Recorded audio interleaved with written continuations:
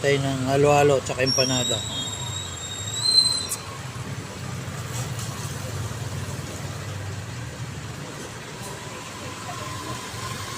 Dahil mainit ngayon, halo-halo.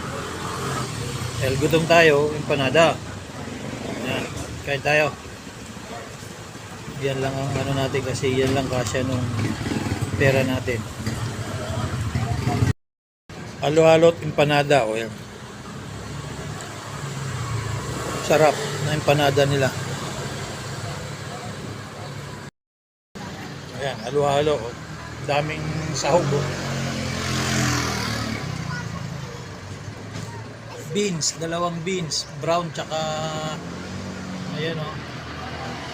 Tapos may ube, may mga puno, may gulama, may saging. Ano pa, yan pa o.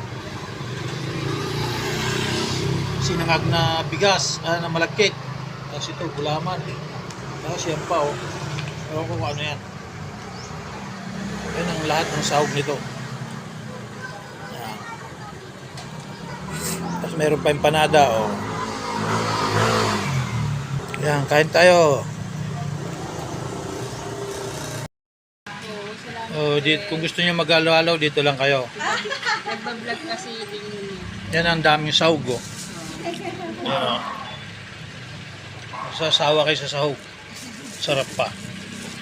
Dito kayo pumunta sa Sarap talaga, simot na. kainan sa Vista Verde. Pinakamalapit sa dulo ng pangalawang gate.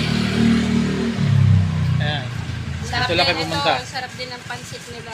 Pansit, masarap din. Kompleto dito. Yan, o. Uh, Binabalik-balikan yan. kompleto dito.